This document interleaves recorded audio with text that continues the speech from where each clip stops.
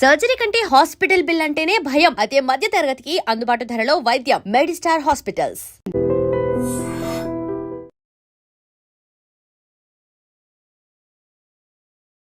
Hi, hello, నమస్తే, welcome back to iDream media. ఈ రోజు మనతో ఉన్నారు విశ్వేశ్వర రెడ్డి గారు. ముఖ్యంగా యుఎస్ లో ఉన్న సిచ్యువేషన్స్ గురించి, అక్కడ అప్డేట్స్ గురించి ఒకసారి సార్ అడిగి తెలుసుకుందాం. సార్ అందరికి సుపరిచితులే, సో అక్కడ విషయాలు ఒకసారి తెలుసుకుందాం. నమస్కారం విశ్వేశ్వర రెడ్డి గారు. నమస్కారం సార్. లేటెస్ట్ అమెరికన్ అప్డేట్స్ చూసుకున్నట్లయితే ఫస్ట్ థింగ్, ఎవరైతే డిపెండబుల్ వీసా మీద అక్కడ ఉంటూ ఉంటారో, ఎవరైతే గ్రీన్ కార్డ్స్ మీద వెళ్ళి అక్కడ ఉన్న వాళ్ళు స్పౌస్ అయి ఉండొచ్చు, పేరెంట్స్ అయి ఉండొచ్చు, వాళ్ళు ఎయిర్పోర్ట్స్ లో ఉన్న టైంలో సెలవులకి ఇక్కడ నుంచి వచ్చి అక్కడికి వెళ్తున్న టైంలో అయి ఉండొచ్చు, వాళ్ళ పాస్పోర్ట్స్ చేతికి ఇచ్చేయమని అక్కడ అధికారులు చెప్తున్నట్టు కొన్ని వార్తలు వస్తున్నాయి. Is it true? ఒకవేళ నిజంగా అక్కడ ఇలా ఇమ్మని అడిగినట్లయితే ఎయిర్పోర్ట్ లో ఏం చేయాలంటారు? ఎక్కడ ఎయిర్పోర్ట్ అంటున్నారు? హైదరాబాద్ ఎయిర్పోర్ట్, అమెరికన్ ఎయిర్పోర్ట్ అంటారు? అమెరికన్ ఎయిర్పోర్ట్ లో తిరిగి వెళ్ళినప్పుడు. మళ్ళీ you can rephrase the question. So ఎవరైతే డిపెండబుల్ వీసా మీద అమెరికాలో ఉంటున్నారో, గ్రీన్ కార్డ్ హోల్డర్, వాళ్ళ స్పౌస్ అయి ఉండొచ్చు, అంటే వాళ్ళ భార్య అయి ఉండొచ్చు, అంటే వాళ్ళ పేరెంట్స్ అయి ఉండొచ్చు, వాళ్ళు ఇండియాకి సెలవుల కోసం వస్తున్నా, వేరే వర్క్ మీద వస్తున్నా సరే, వాళ్ళు అక్కడ ఫ్లైట్ ఎక్కే ముందు అక్కడ ఎయిర్పోర్ట్ లోకి ఎంటర్ అయినప్పుడు వాళ్ళ పాస్పోర్ట్స్ తీసుకొని వాళ్ళని హోల్డ్ లో పెట్టడం, వాళ్ళకి కొన్ని ఆంక్షలు విధించడం జరుగుతున్నాయి అని చెప్పేసి వార్తలు వస్తున్నాయి. Is it true? లేదు లేదు, కరెక్ట్ కాదు. అంటే రిటర్న్ లో ఇండియాకి వస్తున్నప్పుడు కదా ఇది. ఇండియాకి వచ్చేటప్పుడు ఏం అడగరు. ఇండియాకి వచ్చేటప్పుడు అది బికాజ్ అది హోమ్ కంట్రీ డిపార్చర్ కిందకి వస్తుంది. సో ఇండియన్ పాస్పోర్ట్ హోల్డర్స్ ఇండియాకి వెళ్ళాలనుకున్నప్పుడు ఎప్పుడైనా వెళ్ళొచ్చు. అక్కడ అమెరికాకి జీరో ఆబ్జెక్షన్ ఉంటుంది. అప్పుడు ఇండియా లోపలికి రావటప్పుడు ఇండియా వెరిఫై చేసుకుంటుంది వీళ్ళకి ప్రాపర్ పాస్పోర్ట్ ఉందా లేదా, వీళ్ళకి ప్రాపర్ ఇండియాకి వచ్చే ఎలిజిబిలిటీ డాక్యుమెంట్స్ ఉన్నాయి. అంటే ఎప్పుడైనా ఇమిగ్రేషన్ లాలో ఎలా ఉంటుందంటే, ఎవరు ఏ కంట్రీకి వెళ్తున్నారో ఆ కంట్రీ డాక్యుమెంట్స్ చూస్తారు తప్ప హోమ్ కంట్రీకి, అంటే where we born, birth place లో ఉన్న మనకి ఏదైతే పాస్పోర్ట్ ఉంటుందో వాళ్ళు ఎప్పుడు కూడా హోమ్ కంట్రీ వెరిఫికేషన్ ఉండదు. ఓకే. ఇన్ కేస్ ఇండియా నుంచి అమెరికా వస్తున్నప్పుడు అమెరికాలో అక్కడ దిగుతారు కదా, అప్పుడు పరిస్థితి ఏంటి? అప్పుడు ఏంటంటే, అప్పుడు అమెరికా అంటే అసలు యాక్చువల్ గా ఇండియాలో హైదరాబాద్ లోనే ఎయిర్పోర్ట్ లో మనం టికెట్ తీసుకునే ముందు ఏం చేస్తుంటారంటే, వాళ్ళు టిపికల్ గా మనకి ఎందుకు వెళ్తున్నారు అడుగుతారు. అంటే నేను వర్క్ చేస్తున్నాను అనుకోండి, వర్క్ వీసా చూపించమంటారు. నేను ఆమె పర్మనెంట్ రెసిడెంట్ అంటే గ్రీన్ కార్డ్ చూపించమంటారు. ఆమె సిటిజన్ అంటే వాళ్ళు యుఎస్ పాస్పోర్ట్ అడుగుతారు. అంటే టిపికల్ గా మనకి బోర్డింగ్ పాస్ ఇచ్చే ముందే ఈ 3 వెరిఫికేషన్ చేసుకుంటారు వాళ్ళు. అంటే whether you are rightfully you are going to that foreign land అని వెరిఫై చేసుకున్నాకే మనకు బోర్డింగ్ పాస్లు ఇస్తారు. Otherwise they don't issue the boarding passes. అంటే ఇక్కడ ఇంకొక విషయం నేను అబ్జర్వ్ చేస్తుంది, అంటే నేను అక్కడ వచ్చిన వార్తలు చదివినప్పుడు కొన్ని వెబ్సైట్స్ లో అవి వాళ్ళ భర్తకి కి ఎంతకాలంగా వాళ్ళు దూరంగా ఉన్నారు, ఇమీడియట్ గా పెళ్లి అయితే ఎంతకాలం దూరం ఉన్నారు, వాళ్ళ మధ్యలో బాండింగ్ ఎలా ఉంది, ఇవి కూడా చెక్ చేస్తున్నారని, అవి గాసిప్స్ కింద చూడాలి, లేదా ఇందులో కూడా నిజంగా ఉంది? అంటే ఇందులో 2 types of we can look at it. అంటే కేస్ టు కేస్ వ్యారీ అవుతుంది. వాళ్ళ దగ్గర ఏంటంటే, ఎప్పుడైతే పోర్ట్ ఆఫ్ ఎంట్రీలో మన దగ్గర బోర్డింగ్ పాస్ తీసుకున్నాక వాళ్ళకి ఏం చేస్తారంటే, మన ఇమిగ్రేషన్ అయ్యాక మన ఫ్లైట్ అంటే ఏ రూపకంగా వస్తుంది అమెరికాకి అనేది, whether it's coming from Dubai, Qatar, what ever country, London ఎక్కడి నుంచి వస్తుందో, వచ్చే ముందు ఏం చేస్తారంటే, వన్స్ ద పొజిషన్ క్లోజ్డ్ అయిన తర్వాత ఈ డేటా అంతా యుఎస్ పంపిస్తారు. యుఎస్ పంపించాక ఆ డేటా అంతా వాళ్ళకి బ్యాక్గ్రౌండ్ చెక్ ఎఫ్బిఐకి వెళ్ళిపోయి మళ్ళీ వీళ్ళ దగ్గరకు వస్తుంది, ఏది సిబిపి ఆఫీస్కి వస్తుంది. వచ్చిన దగ్గర వెరిఫై చేసుకుంటారు వీళ్ళు ఎక్కడి నుంచి వస్తున్నారు, వీళ్ళ బ్యాక్గ్రౌండ్ ఏంటి, వీళ్ళది ఎనీ ఇష్యూస్ ఉన్నాయా, అంటే ఇమిగ్రేషన్ ఇష్యూస్ ఉన్నాయా. In case if there is an immigration issues, వాళ్ళు ఏం చేస్తారంటే పిలిచి అక్కడ పోర్ట్ ఆఫ్ ఎంట్రీలోనే జనరల్ ఇన్స్పెక్షన్ చేయొచ్చు, రిగరస్ ఇన్స్పెక్షన్ చేయొచ్చు, సెకండరీ ఇన్స్పెక్షన్ చేయొచ్చు. సో ఈ 3 టైప్స్ ఆఫ్ ఇన్స్పెక్షన్ జరుగుతాయి. జనరల్ ఇన్స్పెక్షన్ అంటే వాళ్ళకి తెలిసిపోతుంది, అంటే గ్రీన్, ఎల్లో, రెడ్ ఛానల్ లాగా మనం ఇక్కడ పోర్ట్ ఆఫ్ ఎంట్రీలో ఉంటాయి చూడండి, అట్లా కస్టమ్స్ లలో green, red, yellow channel type. ఇది కూడా టిపికల్ గా ఎలా ఉంటుందంటే, వాళ్ళకి if they have background, very good background ఉంటే లోపలికి స్మూత్ గానే అడుగుతారు, కపుల్ ఆఫ్ క్వశ్చన్స్ అడిగి రాణిస్తారు. లేదు ఇంకా వాళ్ళకి డౌట్ ఉంటే ఒక 10 క్వశ్చన్స్ అడుగుతారు. ఇంకా బాగా డౌట్ ఉంటే ఏం చేస్తారంటే, వాళ్ళ ఫోల్డరు, ప్యాకెట్, పాస్పోర్ట్ అన్ని తీసుకొని సెకండరీ ఇన్స్పెక్షన్ అని ఒక పక్క రూమ్ తీసుకెళ్తారు. అక్కడ తీసుకెళ్లి ఒక 4-5 అవర్స్ కూర్చోబెట్టి ఆ 4-5 అవర్స్ లోపల ఏం చేస్తారంటే, వాళ్ళ పాస్పోర్టు, వాళ్ళ ఫోను, వాళ్ళ కంప్యూటరు, వాళ్ళ అన్ని తీసుకొని కూర్చోబెట్టి ఈ 4-5 అవర్స్ లోపల, అంటే వాట్ ఎవర్ దట్ స్టిపులేటెడ్ టైంలో వీళ్ళు ఏం చేస్తారంటే వాళ్ళ బ్యాక్గ్రౌండ్ చెక్ చేస్తారు. కంట్రీలో ఎప్పటి నుంచి వచ్చారు, ఎప్పుడు ఉన్నారు, ఇది మొదటిసారి వచ్చిందా, లేకపోతే ఎన్నిసార్లు ఉన్న దానిలో ఇప్పుడు H1B మీద ఉంటే ఎవరు ఏ ఎంప్లాయర్ దగ్గర పనిచేస్తున్నాడు, ఎంప్లాయర్ దగ్గర అసలు జాబ్ ఉందా లేదా, అంటే టిపికల్ గా దే వెరిఫై ఎవ్రీథింగ్. ఒకవేళ ప్రయర్లీ ఏదైనా ఉంటే, ఈయనకి ఏదైనా స్పీడింగ్ టికెట్లు ఉన్నాయా, లేకపోతే ఇంకేదైనా క్రిమినల్ రికార్డ్ ఉందా, you know what I'm talking, and everything they will verify. అక్కడ ఏదైనా వయలేషన్స్ ఉన్నాయని గమనిస్తే ఆ సెకండరీ ఇన్స్పెక్షన్ లో గుర్తుపడితే ఏం చేస్తారంటే వాళ్ళని మళ్ళీ ఇంటర్వ్యూ ప్రాసెస్ లో తీసుకెళ్తారు. తీసుకెళ్లి ఆ ఇంటర్వ్యూలో ఒకవేళ వాళ్ళు వయలేట్ చేసిన ఏమైనా ఉంటే ప్రజెంట్ చేస్తారు. దీస్ ఆర్ ద సిచ్యువేషన్స్ ఉన్నాయి, వాట్ యూ థింక్ అంటే వాళ్ళు మనం అగ్రి అయ్యాం అనుకోని, అగ్రి అయితే వాళ్ళ వీసా క్యాన్సిల్ చేసేసి మళ్ళీ అక్కడ నుండి డిపోర్ట్ చేస్తారు. అంటే ఇప్పుడు ఫర్ ఎగ్జాంపుల్ జనరల్ గా అమెరికా పెళ్ళికొడుకు అంటే ఎక్కువ మంది ఇంపార్టెన్స్ ఇస్తూ ఉంటారు. ఆ రకంగా ఎప్పుడైనా వాళ్ళ అమ్మాయిని తిరిగి అక్కడ పంపినప్పుడు డిపెండబుల్ వీసా మీద అమ్మాయి వెళ్తుంది కాబట్టి కరెక్ట్, H4 వీసా అమ్మాయిని, మీద వస్తారు. కానీ ఆ అమ్మాయి బాగా చదువుకున్న అమ్మాయి అనుకోవచ్చు, ఎంటెక్ పర్సన్ అయి ఉండొచ్చు. ఇన్ కేస్ ఆవిడ నేను ఇక్కడ కూడా జాబ్ చేస్తాను ఏమన్నా పొరపాటు అక్కడ రివీల్ చేసి ఉంటే అప్పుడు సిచ్యువేషన్ ఎలా ఉంటుంది? ఆ పాసిబిలిటీ, అదే ఆ ఇంటర్వ్యూయింగ్ ప్రాసెస్ అని ఇంత ముందు చెప్పాను కదా. So Hmm. యూజువల్ గా మనం ఏం చేస్తామో H4 మీద ఉంటే తక్కువ క్వశ్చన్స్ అడుగుతారు, ఎందుకంటే they are not primary. In case వాళ్ళకి బాగా డౌట్ వస్తే వాళ్ళు అడగొచ్చు. అడిగితే ఆ పొటెన్షియల్ థింకింగ్ ఉంటే అప్పుడు ఆలోచిస్తారు, కానీ మెజారిటీ 98% పెద్ద ఇష్యూస్ ఏమి ఉండవు దానికి. ఎందుకంటే H1 వాళ్ళని బాగా వెరిఫై చేస్తారు, గ్రిల్ చేస్తారు, make sure that they have a job or not అని వెరిఫై చేసుకుంటారు. అంటే H1 వాళ్ళు ఎలాంటి జాగ్రత్తలు తీసుకోవాలంటారు అక్కడ ఇంటర్వ్యూ కానీ అక్కడ క్వశ్చన్ చేసినప్పుడు? తప్పకుండా వాళ్ళు H1B హోల్డర్ అసలు ఫస్ట్ ఆఫ్ ఆల్ మేము ఇండియాకి వెళ్ళొద్దనే సజెషన్ చేస్తున్నాం ఈ టైంలో పర్టికులర్ గా. ఇన్ కేసు వాళ్ళు ఇండియాకి వెళ్ళాల్సి వచ్చి ఎమర్జెన్సీ సిచ్యువేషన్ వెళ్ళాల్సి వస్తే వచ్చే ముందు మీరు ఏదైతే ఎంప్లాయర్ దగ్గర పని చేయబోతున్నారో ఆ ఎంప్లాయర్ దగ్గర నుంచి ఒక క్లయింట్ లెటర్ కానీ, మీ ఎంప్లాయ్మెంట్ లెటర్ కానీ, మోస్ట్ రీసెంట్ పే స్టెప్స్ కానీ, లాస్ట్ W2s కానివ్వండి, ఇవి మీరు ఒక ఫోల్డర్లో పెట్టుకోండి. వాళ్ళు వచ్చి అడిగినప్పుడు మీరు ఫేర్ గా చూపించేటట్టు, అంటే పాస్ట్ 2-3 ఏళ్ళ నుంచి ఆ కంపెనీతో పనిచేసి ఉంటే వాళ్ళ కంపెనీ W2s కానివ్వండి, మోస్ట్ రీసెంట్ గా మనం ఇయర్ లో పే స్టబ్స్ ఉంటాయి, ఎవ్రీ మంత్ కానీ 15 days కానీ పే స్టబ్స్ ఉంటాయి, అవి హోల్డ్ చేయడం కానీ, తర్వాత ట్యాక్స్ రిటర్న్స్ కానీ ఏవైతే ఉంటాయో అది కూడా, తర్వాత ఏదైతే క్లయింట్ లొకేషన్ లో పనిచేస్తున్నారో వాళ్ళ బ్యాడ్జ్ ఉంటుంది, ఆ కంపెనీ బ్యాడ్జ్ ఉంటుంది కదా, ఆ బ్యాడ్జింగ్ కూడా పెట్టుకొని ఉంటే జాగ్రత్తలు ఉంటే వాళ్ళు ఏ క్వశ్చన్స్ అడిగినా మనం 1 by 1 మనం ప్రజెంట్ చేయగలిగితే ఏమవుతుంది అంటే వాళ్ళకి కూడా కాన్ఫిడెన్స్ వస్తుంది. దిస్ గైజ్ వర్క్ ప్లేస్ లో ఉంది, నాకు పర్మనెంట్ ఎంప్లాయ్మెంట్ ఉంది అక్కడ, సో అంచేత మనం ఆయన వెల్కమ్ చెప్పాలి అన్నట్టు ఉంటుంది. వాళ్ళు వెరిఫై చేసుకొని అవన్నీ వ్యాలిడ్ ఉంటే తప్పకుండా వాళ్ళు వెల్కమ్ చెప్తారు, అండ్ విత్ గుడ్ మూమెంట్స్ తో వెల్కమ్ చెప్తారు. అండ్ సార్ ఎలాంటి సినారియోలో అయినా ఇన్ కేస్ అక్కడ ఆఫీసర్స్ అంటే ఇక్కడ పర్సన్ ని పాస్పోర్ట్ హ్యాండ్ ఓవర్ చేయమనే సిచ్యువేషన్ వస్తుందంటారా? ఎలాంటి సిచ్యువేషన్ లో రావచ్చు వస్తే? ఇప్పుడు సెకండరీ ఇన్స్పెక్షన్కి వెళ్ళినప్పుడు మనం తప్పకుండా పాస్పోర్ట్ హ్యాండ్ ఓవర్ చేయాల్సి వస్తుంది. ఓకే. సెకండరీ ఇప్పుడు మనం ఏదైతే ప్రైమరీ ఇన్స్పెక్షన్ అంటే ప్రతి దానికి వాళ్ళు పాస్పోర్ట్ తీసుకుంటారు, పాస్పోర్ట్ స్కాన్ చేస్తారు, వాళ్ళ దగ్గర కంప్యూటర్ ఉంటుంది కదా. ఇప్పుడు you're an Indian, you're coming on F1 visa, so passport తీసుకుంటారు, ఫింగర్ ప్రింటింగ్ తీసుకుంటారు, తర్వాత ఐరిష్ చెక్ చేస్తారు, పిక్చర్ తీస్తారు, ఫింగర్ ప్రింటింగ్ టోటల్ 10 fingers అంటే 2 hands పెట్టి 10 fingers చెక్ చేసుకున్న తర్వాత ఇంటర్వ్యూ క్వశ్చన్స్ ఉండి దాని తర్వాతనే పంపిస్తారు. ఈ పాస్పోర్ట్ అందులో స్కాన్ చేస్తేనే అప్పుడు వాళ్ళకి డీటెయిల్స్ అన్ని వస్తాయి కదా. So 100% they collect the passport. Only thing ఏంటంటే గ్రీన్ లాగా ఉంటే మళ్ళీ they will hand over everything. Passport ఇచ్చేసి నో వెల్కమ్ టు అమెరికా అని చెప్పేసి పంపించేస్తారు.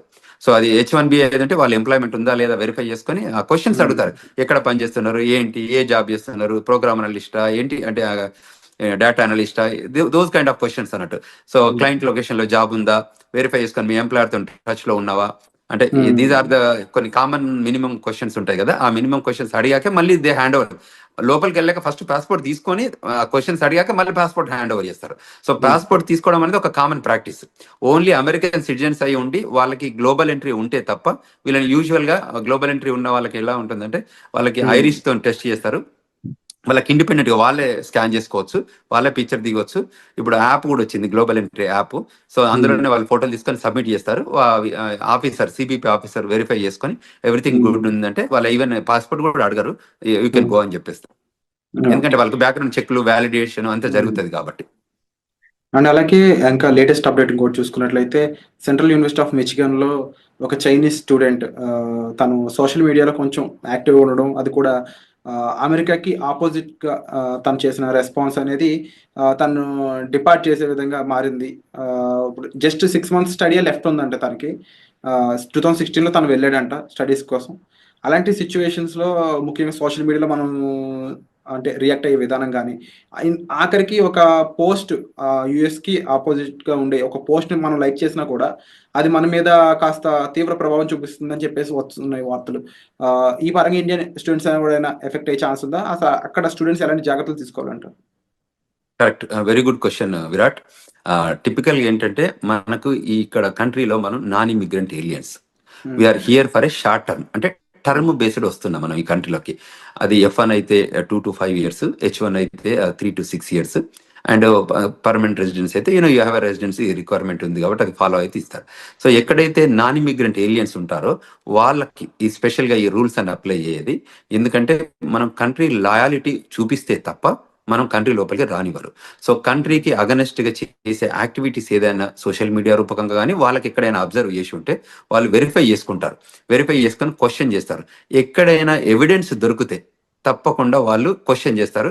ఈజ్ దట్ యూ అని చెక్ చేసుకొని వాళ్ళు డిపోర్టేషన్ ప్రొసీడింగ్ చేస్తారు. ఇప్పుడు ఈ ట్రంప్ అడ్మినిస్ట్రేషన్ సెకండ్ టర్మ్ వచ్చాక ఏంటంటే చాలా ఎగ్జిక్యూటివ్ ఆర్డర్స్ తీసుకున్నారు. అందులో some of the executive orders వాళ్ళకి అవుట్ రైట్ సిబిపి ఆఫీసర్ కి అథారిటీ ఇస్తుంది డిపోర్టేషన్ చేయడానికి.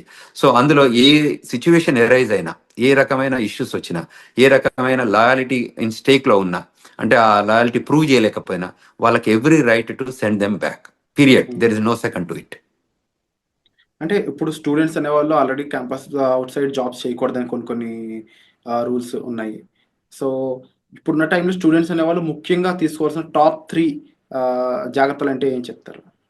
అంటే టిపికల్ గా వీళ్ళు ఏం చేయొచ్చు అంటే ఏదైతే స్టూడెంట్ గా మనం ఫోకస్ గా ఏదైతే ఎడ్యుకేషన్ కోసం మనం వచ్చామో దాని మీదనే స్ట్రిక్ట్ ఉండి ఆ లైన్ లోనే మనం పనిచేసుకోగలిగితే ఏ ఇష్యూ లేదండి. విత్ ఇన్ ద 2 years లోపల ఎడ్యుకేషన్ కంప్లీట్ చేసి 3 years లో ఓపీటీసీ అంటే regular OPT and stem OPT తీసుకొని పనిచేసుకోగలిగితే దెర్ ఇస్ నో ఇష్యూ. ఎప్పుడైతే మనం ఇమిగ్రేషన్ నేషనాలిటీ యాక్ట్ వయలేషన్స్ ఏదైనా చేస్తే ఆ వయలేషన్స్ ఐడెంటిఫై అయితే తప్ప వాళ్ళు వెల్కమ్ చెప్తారు. ఇట్ ఈస్ అ కంటిన్యూస్ గా కంట్రీ నీడెడ్ స్టూడెంట్స్. అందువల్ల ఎప్పుడు కూడా వాళ్ళని అంటే డిపోర్ట్ చేయడం అనేది ప్రైమరీ ఏం పెట్టుకోరు. టిపికల్ గా ఏంటంటే వాళ్ళు రావాలి, కష్టపడి చదువుకోవాలి, కంట్రీకి వాళ్ళ కాంట్రిబ్యూషన్ కావాలనే కోరుకుంటుంది అమెరికా. సో అందులో ఎమినెన్సీ ఎఫెక్టివ్ గా స్కిల్ ఉన్న వాళ్ళందరినీ కూడా కంట్రీ ఎప్పుడు లూజ్ చేసుకోదు. ఎప్పుడైనా స్కిల్ లేబర్ కానివ్వండి, స్కిల్ నాలెడ్జ్ ఉన్న వాళ్ళు కానివ్వండి, ఎడ్యుకేషన్లో కానీ ఎంప్లాయ్మెంట్ కానీ ఎక్స్ట్రాడినరీ ఎబిలిటీ మనం పెర్ఫామ్ చేస్తే అమెరికా ఎప్పుడు కూడా వెళ్ళగొట్టదు. ఎప్పుడు వెళ్ళగొడుతుంది? Any backgrounds, negative background, criminal background, financial background issues ఉన్నప్పుడు, అటువంటి ఇష్యూస్ వాళ్ళు అబ్జర్వ్ చేసినప్పుడు వాళ్ళు క్లియర్ చెప్తారు, you are violating this so and so sections 1, 2, 3, so based on this sections you are deportable case అని చెప్పి డిపోర్ట్ చేస్తున్నారు. సో అందువల్ల మన వాళ్ళకి ఏం చెప్తానంటే ఇది స్టూడెంట్స్ కానీ అదేవిధంగా స్టూడెంట్ పేరెంట్స్ కూడా గైడ్ చేస్తున్నాం. ఎందుకంటే ఇప్పుడున్న కరెంట్ జనరేషన్ లో, కరెంట్ సిచ్యువేషన్ లో, జనరేషన్ మీన్స్ ఏంటంటే ఇది డిజిటల్ ఏజ్ జనరేషన్. అంతకుముందు ఏంది first generation, second generation type, ఇప్పుడు డిజిటల్ ఏజ్ జనరేషన్ వచ్చింది. సో మీరు ఏది చేసినా అక్కడ ట్రాక్ అవుతుంది. సో మనం అందులో తప్పించుకోవడానికి ఛాన్స్ లేదు. కాబట్టి మనం ముందే జాగ్రత్త పడి మిస్టేక్స్ చేయకుండా ప్రాపర్ గైడెన్స్ తీసుకొని, ఇప్పుడు మాలాగా సీనియర్స్ ఉన్న వాళ్ళు కాకుండా ఇక్కడ ఏదైనా ఇమిగ్రేషన్ లా ఫార్మ్స్ ఉన్నా కూడా రైట్ఫుల్ గైడెన్స్ తీసుకొని వాళ్ళు చేసే ప్రతి యాక్షన్ లో కూడా బిఫోర్ దే యాక్ట్ ఈ గైడెన్స్ తీసుకొని ముందుకెళ్ళగలిగితే that is the best option to do. ఇంకేదన్నా వాళ్ళకి గైడెన్స్ కావాలన్నా ఈ రూపకంగా మన వీడియోస్ చూడడం రూపకంగా ఐ డ్రీమ్స్ లో ఈ రకరకాల వీడియోస్ మనం ప్రొడ్యూస్ చేస్తున్నాం కదా, వాటిలలో చూసి వెరిఫికేషన్ చేసుకొని ఇంకేదైనా క్వశ్చన్స్ ఉంటే they can approach us. We're here to help them students, we're here to help them skilled labour H1B వాళ్ళు కానీ, ఈవెన్ గ్రీన్ కార్డ్ హోల్డర్స్ కానీ సెవరల్ కన్ఫ్యూజన్స్ వస్తున్నాయి. ఎందుకంటే ఎవ్రీడే ఒక ఎగ్జిక్యూటివ్ ఆర్డర్ లాగా ఇమిగ్రేషన్ లో వస్తున్నాయి కాబట్టి వాళ్ళకి ఆ గైడెన్స్ కావాలి. సో ఆ గైడెన్స్ తీసుకొని వాళ్ళు యాక్ట్ చేయగలిగితే వాళ్ళు సేఫర్ హ్యాండ్స్ లో ఉంటారు అనేది మనం ఇక్కడ తీసుకోవాల్సిన జాగ్రత్తలు తీసుకోవాలి. అలాగే విశ్వేశ్వర్ గారు, ముఖ్యంగా H1B వీసాకు సంబంధించి చాలా చేంజెస్ రాబోతున్నాయి. ఎలిజిబిలిటీ క్రైటీరియాలో కూడా చేంజెస్ రాబోతున్నాయని తెలుస్తూ ఉంది. ఇంకేస్ చేంజెస్ అనేవి చేసినట్లయితే ఎలాంటి విషయాల్లో చేంజెస్ చేసే అవకాశం అనేది ఉంటుంది అంటారు? అంటే there are number of things. America ఏం చేస్తుందంటే every time they will revive and define new things. అంటే ప్రయర్ గా జరుగుతున్న ఇష్యూస్ కానీ అడ్రస్ చేసుకుంటూ వాళ్ళకి ఎవ్రీ మంత్ ఒక మీటింగ్ జరుపుకుంటారు. ఆ మంత్ మీటింగ్ లో అనాలిసిస్ చేస్తారు. ఏదైనా ఇష్యూస్ ఉన్నాయా, కన్సర్న్స్ ఉన్నాయా, ఏమన్నా మన కంట్రీ ఇంపాక్ట్ ఏదైనా అవుతుందా, దీనివల్ల బెనిఫిట్ ఉందా ఈ ప్రోగ్రామ్ ఏమైనా చేంజ్ చేయాలా, అంటే ఇది డిపార్ట్మెంట్ ఆఫ్ లేబర్ ప్రోగ్రామే కానివ్వండి, ఇది డిపార్ట్మెంట్ ఆఫ్ స్టేట్ ప్రోగ్రామ్ కానివ్వండి, ఇది USCIS ప్రోగ్రామ్ కానీ, ఏ ప్రోగ్రామ్స్ అయినా కూడా వాళ్ళు డిఫైన్ చేసుకుంటారు. అది ఎడ్యుకేషన్, డిపార్ట్మెంట్ ఆఫ్ ఎడ్యుకేషన్ అంటే గవర్నమెంట్ లో ఏ ప్రోగ్రామ్ ఉన్నా కూడా ఆ ప్రోగ్రామ్ మీద అనాలిసిస్ చేసుకుంటారు. ఇది కంట్రీ ఇంట్రెస్ట్ లో పనిచేస్తుందా, కంట్రీకి ఏమైనా బెనిఫిట్ అవుతుందా, how we can redefine and the best process and best possible opportunity to grow this country అని చూస్తారు. అందులో ఏమన్నా మనకి కన్సర్న్స్ ఉన్నాయనుకుంటే వాటిని కరెక్ట్ చేస్తారు. ఆ కన్సర్న్ కరెక్ట్ చేసే ప్రాసెస్ లోనే వాళ్ళు ఈ చేంజెస్ తీసుకొస్తారు. అందులో ఇప్పుడు ఎంప్లాయ్మెంట్ ఇష్యూస్ ఉన్నాయనుకోండి, ఆ ఎంప్లాయ్మెంట్ దానిలో చేంజ్ చేస్తారు, ఓపీటీలో చేంజ్ చేస్తారు. ఒకప్పుడు వాళ్ళకి లేని ఓపీటీలో ఓపీటీ క్రియేట్ చేశారు, ఓపీటీ తర్వాత 36 months ఇచ్చారు. సో అమెరికా ఇప్పుడు ఏంటంటే వాళ్ళకి స్కిల్డ్ లేబర్ కావాలి. అంటే నాలెడ్జబుల్ పీపుల్ కావాలి, who can make and break the greatest technology evolution లో చేయగలిగే పీపుల్ ఉంటే వాళ్ళని తీసుకొని ముందుకు ప్రొడ్యూస్ చేసుకొని ఆ కంట్రీ బెనిఫిట్ లో పనిచేపించుకుంటారు. కాబట్టి ఆ లైన్ లో ఉన్న వాళ్ళకి ఏ మాత్రం ఇష్యూ లేదు, ఆ లైన్ లో పనిచేసేటట్టు మన వాళ్ళు ఉండాలి. అండ్ యూజువల్ గా ఇండియన్ పీపుల్ టెండెన్సీ ఏంటంటే they are gem of the gems in education, STEM, science and technology, engineering, mathematics లో మనంత గొప్పగా ప్రపంచంలో ఎక్కడ ఉండరు. సో ఆ స్కిల్ ని మనం ప్రాపర్ గా ఎగ్జిబిట్ చేయగలిగితే, ఆఫీసర్ ముందు కానివ్వండి, ఇంటర్వ్యూవర్ ముందు కానివ్వండి, గవర్నమెంట్ ముందు కానీ చేయగలిగితే మనకు ఇట్స్ రెడ్ కార్పెట్ వెల్కమ్ ఉంటుంది. అది గుర్తించితే మనం తప్పకుండా ముందుకు ఎదగడానికి ఆస్కారం ఉంటుంది. Wonderful sir. And episode close చేసే ముందు ఒక మాట స్టూడెంట్స్ కానీ లేకపోతే అక్కడ ఎంప్లాయీస్ కానీ డిపెండబుల్ వీసా మీద ఉన్న వాళ్ళకి ఓవరాల్గా వీరందరికీ మీరు చెప్పే మాట ఏంటి? ఏదైనా ఇప్పుడున్న కొత్త ట్రెండ్స్ మనకి ఎవ్రీ టైం జరుగుతున్నాయి కాబట్టి ఏంటంటే న్యూ ఎగ్జిక్యూటివ్ ఆర్డర్స్ వస్తున్నాయి కాబట్టి, ఇప్పటికే వచ్చినాయి కాకుండా ఫ్యూచర్ కూడా రాబోతున్నాయి కాబట్టి, సో మీరు వెల్ ఇన్ఫార్మ్డ్ గా ఉండాలి, అందరితో కనెక్ట్ ఉండాలి. సో మనకు తెలిసిందే కరెక్ట్ అని అనుకోవద్దు. సో తప్పకుండా you take good guidance from non profit organizations కానీ మమ్మల్ని అప్రోచ్ అయితే మేము వీఆర్ దేర్. మేము చెప్తున్నాం గ్లోబల్ తెలంగాణ ద్వారా కూడా వాళ్ళకి ఈమెయిల్ రూపకంగా కానీ ఫోన్ రూపకంగా కానీ మేము ఫోన్ నెంబర్స్ కూడా ఇచ్చాము. సో అమెరికాలో ఉన్నాం కాబట్టి అదేవిధంగా మనకి ఏదైనా law firm, immigration law firm guidance కానివ్వండి, సజెషన్స్ కానివ్వండి తీసుకోవాలి. ఇవాళ మేము yesterday organized global Telangana association ద్వారా ఒక సెమినార్ ఆర్గనైజ్ చేశాము, వెబినార్ ఆర్గనైజ్ చేశాము. బ్రహ్మాండంగా ఒక 1000 మంది జాయిన్ అయ్యారు. 1000 మంది స్టూడెంట్స్ రూపకంగా ఇమిగ్రేషన్ రిక్వైర్మెంట్ ఏమున్నా కూడా ఇప్పుడు కరెంట్ లో జరుగుతున్న ఇమిగ్రేషన్ ట్రెండ్స్ పైన ఏవేవైతే ఇష్యూస్ ఉన్నాయో వాటిపైన మేము ఆర్గనైజ్డ్ విత్ సీనియర్ ఇమిగ్రేషన్ అటార్నీతోని కాన్ఫరెన్స్ కాల్ ఆర్గనైజ్ చేస్తే there are number of peoples join అయ్యారు. వాళ్ళ క్వశ్చన్స్ ఒక 2.5 గంటల కాన్ఫరెన్స్ కాల్ జరిగింది. అంటే అంత సేఫ్ క్వశ్చన్స్ అడిగారు వాళ్ళంతా. So it is very informable. అట్లా ముందుకు వచ్చి తెలుసుకోగలిగితే that is the greatest thing. So మేము అదే చెప్తున్నాం. అది F1 కానివ్వండి, H1 కానివ్వండి, గ్రీన్ కార్డ్ హోల్డర్స్ కానివ్వండి, ఈవెన్ సిటిజన్స్ కానివ్వండి, ఈ కంట్రీ రిక్వైర్మెంట్స్ ఏమున్నాయి, ఇప్పుడు సిటిజన్షిప్ అయినా కూడా గ్రీన్ కార్డ్ అయినా కూడా మనం ఈ AR11 అప్డేట్ చేస్తున్నామా, మనం F1 H1 వాళ్ళు కూడా AR11 అంటే స్టేటస్ మనకి అడ్రస్ అప్డేట్ చేస్తున్నామా, లేకపోతే రిజిస్ట్రేషన్ రిక్వైర్మెంట్స్ అప్డేట్ చేస్తున్నామా. మనం ఈ కంట్రీలోకి వచ్చాం కాబట్టి మనం ఈ కంట్రీ నామ్స్ అంటే లా ఆఫ్ ద ల్యాండ్ ఎలా ఇమిగ్రేషన్స్ ఉన్నాయో, ఇమిగ్రేషన్ నేషనల్ యాక్ట్ రూల్స్ ఏది ఉన్నాయో మనకు తెలిస్తే ఫాలో అయిదాం, తెలియకపోతే తెలుసుకొని ఫాలో అయిదాం. Bottom line we need to follow the rules. So if you follow the rules there is no issue.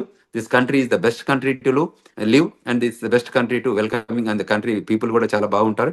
మనం కూడా గ్రో కావడానికి ఆపర్చునిటీ ఉంటుంది. మన పిల్లలకు కూడా చాలా కంఫర్టబుల్ గా సెటిల్ అవుతారు.